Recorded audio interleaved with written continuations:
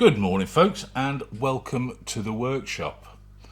Recently, I was sent these lovely tools by Crimson Hide. Started off with 3, fell in love with them, they sent me the rest. I have the full set of 7 stitch markers. I'm going to call them stitch markers because that's what I think they are. So stitch markers it is, albeit on the Crimson Hide, I think they call them creases, but we'll talk about that. Now, I've not paid for these. They've sent them to me, as they've sent any number of tools over the years, but you get a very honest review. They haven't necessarily sent me these with a view of reviewing them. They've sent me these because they thought I might like to try them because they're new, and I've got to polish them because they're new. They've got fingerprints on them. But they are, out of the box, first and foremost, up to the Crimson Hide stunning quality. Without doubt, they do make beautiful tools. I can't fault them. I did an Instagram post the day I got them and when I opened them and had a play with them, and I have to say I've used them every day since for all sorts, well, 2 mainly tasks, but they keep on getting used, and they also keep on getting given to students to try, and the feedback even from them is very positive. Now, up until this point, this is what was used to do my stitch marking. So I would set this to 3mm, 4mm, 5mm, whatever I was working to, and then run that down the edge of my lower. And that was my stitch mark. In all of my videos on my channel, you will see me using these.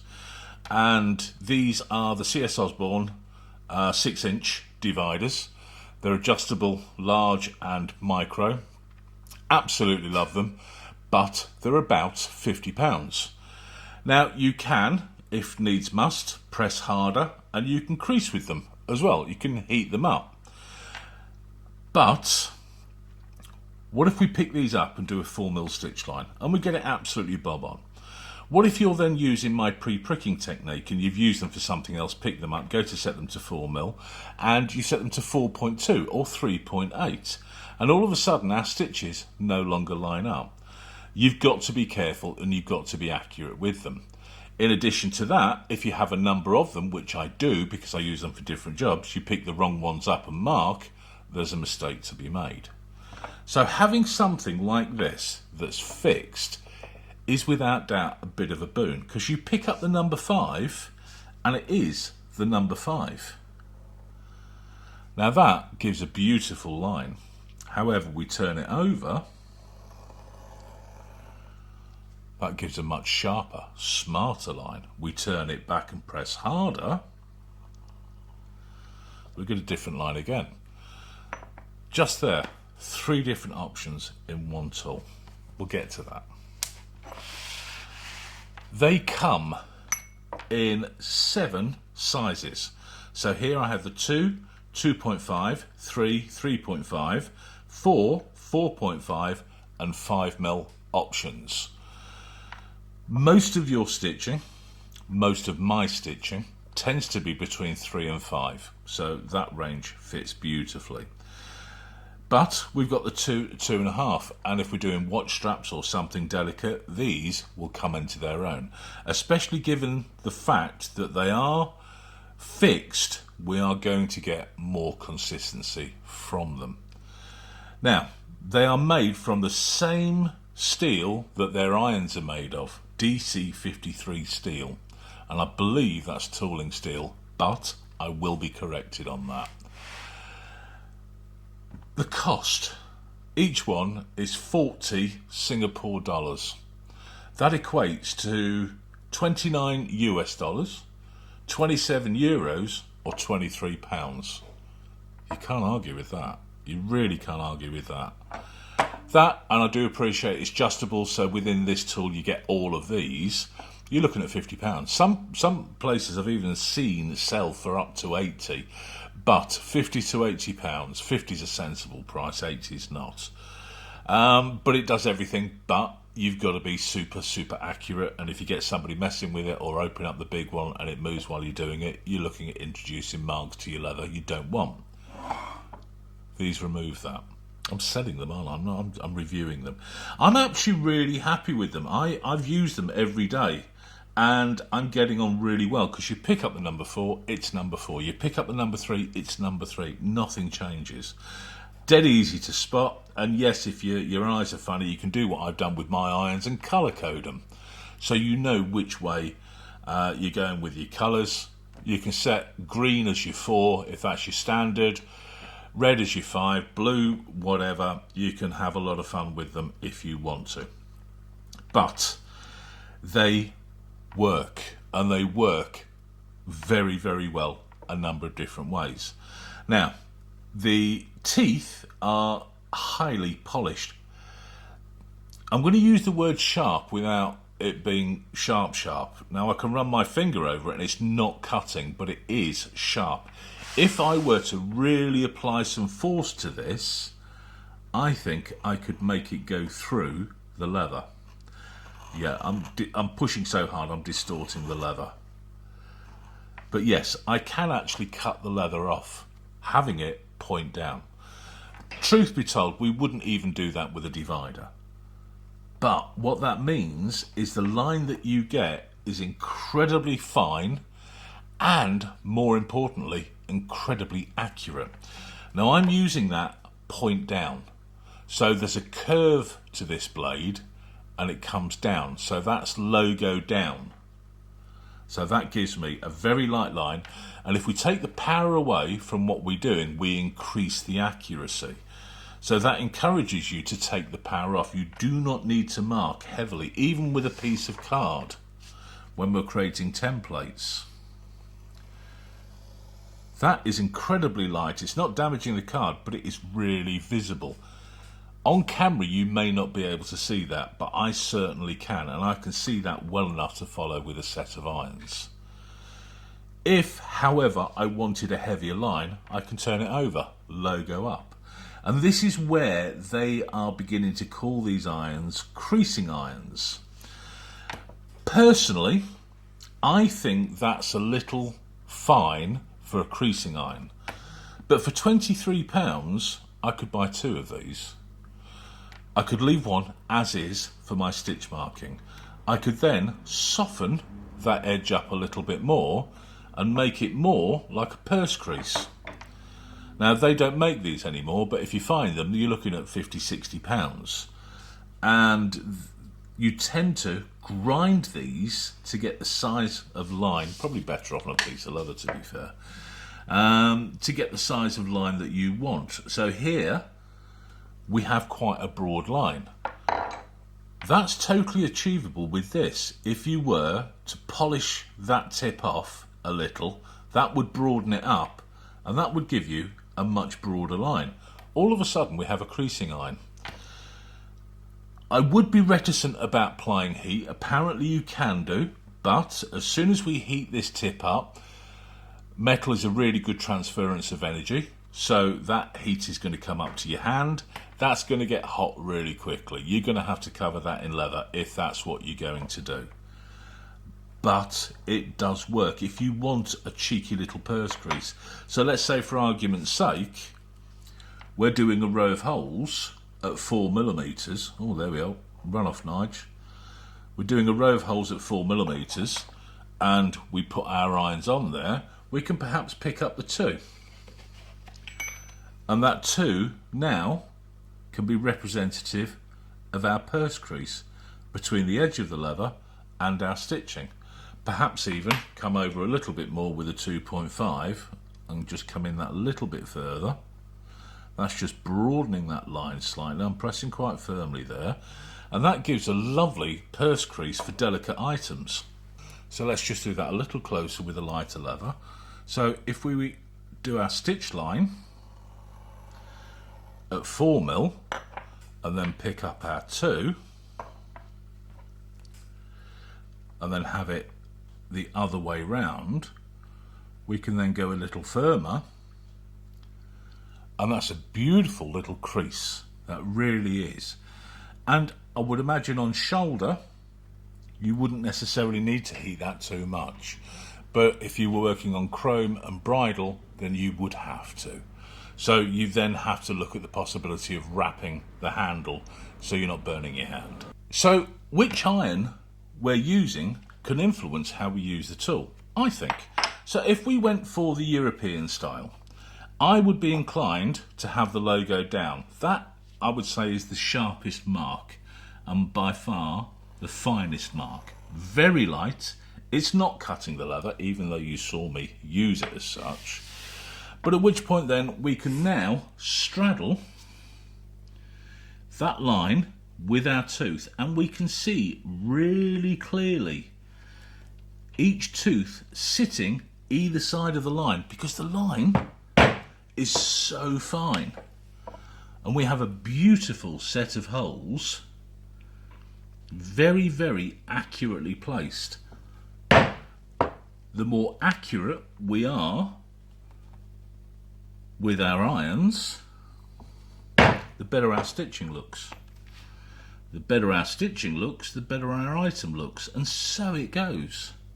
And it's not difficult at all to keep this on a beautifully straight line, straddling as you go, because it is so sharp and easy to follow. That has come out beautifully. So if you stitch that, that's going to be pin straight. It really is. However, let's just nibble that off.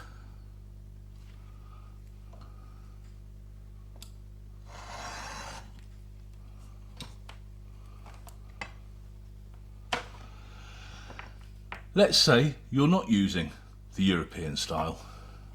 You're using the diamond style, or Japanese style as they call them. Here we can turn the tool over so we can have the logo up.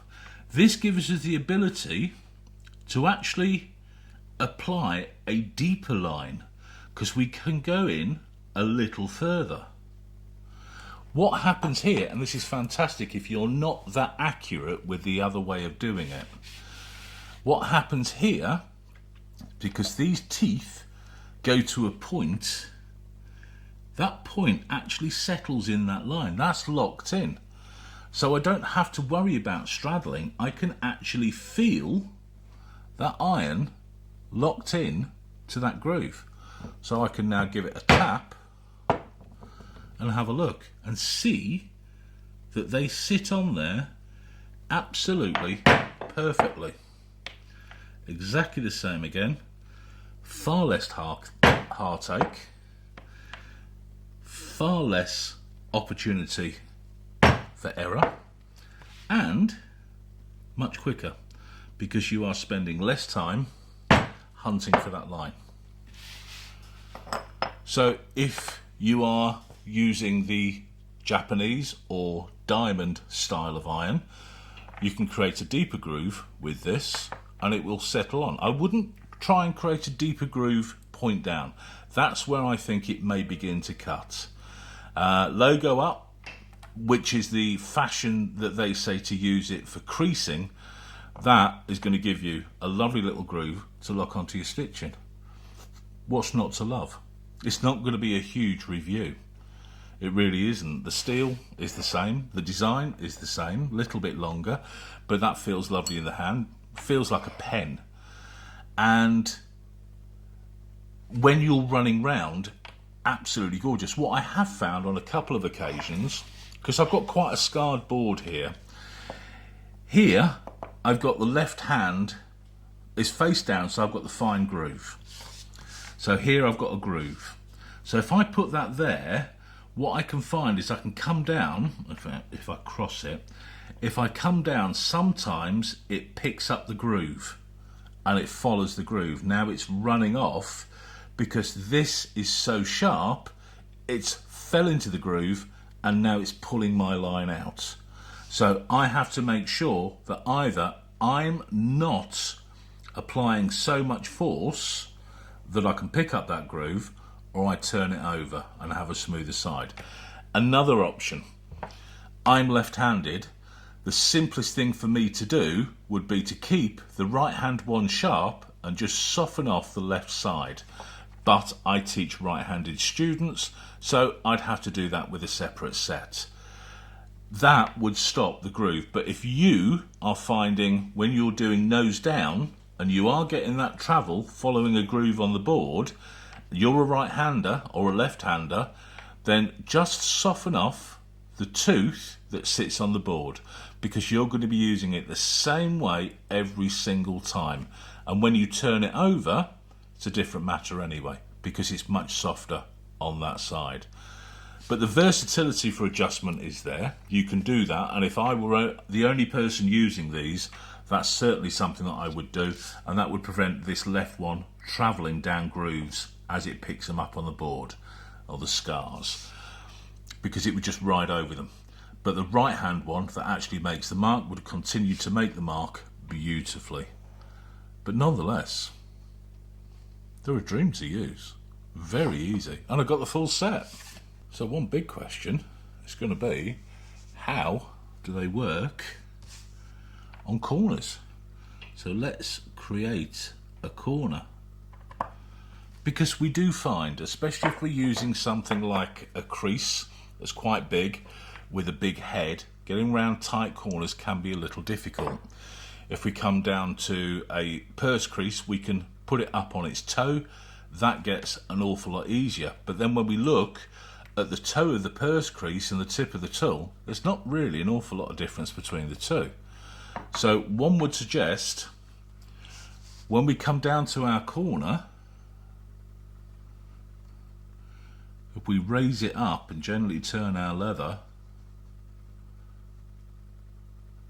that is giving us an absolutely pristine line. Absolutely pristine. Now that was nose up with the logo up. So that's the creasing fashion, mainly because I didn't want to follow the groove on the board, but that is absolutely pristine. Were we now to use, in particular, because I've made quite a big line, our European style irons to make our holes and get a two tooth, we find that again we are locking in to that groove as we go round that corner, and that is giving us a beautiful stitch line around what is quite a tight corner. Can't argue with that. That's lovely. That really is. So yeah, oh no, that's the wrong one. So they are practical for either stitch marking or adding a very cheeky little purse crease. I would say, and I'm not frightened about adjusting my tools at all, I would say there's a huge level of adjustability. You could begin just to file this tip off.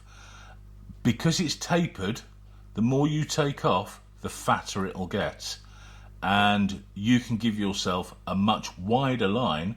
And you could buy, let's say for instance you are creasing at 5mm constantly, you could buy 4 of these, leave one out as it is, that's your stitch marking. Then you take 1mm off, that's giving a broader line. Then you take 2mm off the next one, that's giving a broader line still. And you take 3mm off the next one, and that's giving you the largest line. For £23, $29, €27, 40 Singapore dollars, you could buy a set all the same size and have a huge range of tools. And if you muck it up, then they're not expensive to change. We're looking at what, £60 for a screw crease? Worth every penny, but nonetheless you need a different screw crease for a different size line. So I have about 8 of these screw creases and they're all different widths. This one's quite fine, others are quite broad, so this would be for a finer item. For a belt I'd have it wider. You're still looking at, it's adjustable, I appreciate, but you are looking at 50 quid to have a certain thickness, you're looking at 23 quid to have a certain thickness. It depends on what you're doing. I need the versatility of being able to increase and decrease that size. But if you are finding you are looking at the same size over and over again, well, for 50 quid you can buy 2 of these, can't you? For an extra tenner you can get yourself 3. And that's going to make a little bit of a difference to your work. But yeah, I love them. I think they're absolutely great. You know, they've given them to me. It's not sponsored. Whether I review them or not is entirely up to me. But many of you know I do not have a bad word to say about Crimson Hide. I haven't come across one of their tools I didn't like. I've had these for years. This is probably the first iteration they sent out to me. Best part of it's got to be between 8 and 10 years ago, perhaps. I don't know. We'd have to have a look at the video. But I knew these irons, this iteration, the first sort of Craftshaw, Seiwa, Kyoshinelli type irons, the big blocky diamond ones came out about 10, 12 years ago. And then Crimson Hide jumped on board, as did a number of other companies. But Crimson Hide have kept going. They are reliable. They're really, really good when it comes to customer service and follow-up. I've never had one of these break yet. Can't argue with that. I might be tempting fate. But they do seem to be quite robust. This DC53 steel is a good steel. They have lasted. They fade. You know, we can barely see the name and the size on here, but nonetheless, they do the job. They've never been sharpened. They've never had to be sharpened. None of them. If you use them properly, these still work exactly the same way as they did out of the box. I've got these first, and then the European style came after. So I would imagine, if it's the same steel, same design, the lovely powder coating, there's a good grip to them, then they're going to last for a very long time, even if they last 10 years. They won't, they'll last a lot longer than that. But even if they last 10 years, that's still excellent value for money. That's £2 a year to use that tool. That's amazing. Got a friend who's an engineer, and he tested a whole bunch of steel, particularly for the irons. And this DC53 steel, which is why I think it's tooling steel, I'm sort of casting my mind back. His opinion was, as a very senior engineer, the strength of the material used to make the tool is 10 times stronger than it needs to be to do the job we are asking it to do. So we are still finding irons from mild steel that may have been case hardened, but we're going back well over 100 years and they are still in use today. So these, I have no doubt, better steel, better case hardening, better finish, they're going to last hundreds of years. Hundreds of years. So you're not buying them for you, you're buying them for your kids and grandkids. These, even less stress. You are going to have to go some to break this. And if you break one, I would suggest that is extreme negligence. I don't think, if you're using that tool correctly, you can do anything to damage it at all. They are just going to keep going forever and ever and ever. I am waffling now, and yeah, I'm a little bit of a fanboy when it comes to them, because I've really enjoyed using them. They go round curves, they do straights beautifully. There is that little bit of an issue with them point down, but that's a really, really simple fix of just taking that sharp edge off the side that suits me. With you, it'll be in your right hand, so you would just take off that sharp bit on the right hand tooth, because the right hand tooth face down doesn't mark anything. Turn it over, the right hand tooth doesn't mark anything, so you're only ever softening the bottom. You're not doing the whole thing, because if you do the whole thing, if you do the top of the right hand tooth, when you turn it over, that's the bottom of the left hand tooth. So just taking that little bit of an edge, and literally it is probably 2 or 3 strokes with a bit of wet and dry and no more. Even if you soften them quite a bit, they would still work beautifully. I mean, bearing in mind, you see this, I've been getting on with this for the past 30 odd years. As simple as that. Let's just give myself an edge. So I have been functioning with that forever. But now, all of a sudden, look at that. That is a huge level of accuracy. This line that I've just created, I can see clearly. I can put my iron on there and I can line that up beautifully. I can do the same here. But this line here has got to be 4 times thicker than this line. So the wider the line, the less accuracy you have. The finer the line, the more. So even if we were just to take a little bit off both teeth, just drag it over a bit of wet and dry once or twice, you are still not going to have a line anywhere near this. It may be a little softer than this, but nowhere near 4 times as much. So you do have that facility just to soften them if you want to. But I would say out of the box, you don't need to. That's just me being pedantic and particular and just finding that that sharp edge picks up that line on the bench. Use a better cutting board, Nige. Folks, that's it. There's not an awful lot more I can do with them. They'd make amazing olive forks. Just saying. They do what they say. You can have them face down and stitch mark. You can have them face up and you can do a very fine groove. They do them both beautifully. And they are affordable. They are really, really reasonable prices. And to be fair, had not they sent them to me, I would have been tempted to buy them. But if you are sat on the fence, you only need to buy one.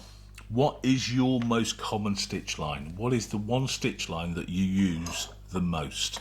It will be 3, it will be 4, it will be something like that. It could be 2.5, but it's your go-to. Just buy one. Try it. It speaks for itself. Yeah, I'm pushing them. I think they deserve it. I think it's a genius idea. So that's it. You now have my thoughts and feelings on the Crimson Hide stitch markers or groovers, depending on which way you want to turn them. I'd call them stitch markers. And it's a genius idea, that ability to pick up a tool that is fixed. Because if we are stitching this piece of leather to this piece of leather and you're using my pre-pricking technique and we do a stitch line down here, we know that's bob on 5mm, and then we do a stitch line down here and we know that's bob on 5mm, and then we pre-prick and we know it's easy to do. We put them together and we stitch them. We know when they're stitched, those 2 edges are going to be absolutely pin straight. That means no dressing. Lightest of sanding, maybe, and then stitch, dress, edge coat and slick, and you are sorted. That's going to increase your level of accuracy no end. Anyway, I've waffled on enough. I love them. You'll love them. You won't be disappointed.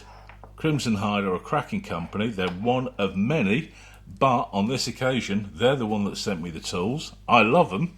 And yeah, I'm being a right fanboy about it. I'm not going to I'm not going to disguise it at all because they do work. I hope you enjoy it. I'm probably sick of my waffle, but nonetheless, an insight into them, and give them a go. Enjoy. I'll speak to you soon.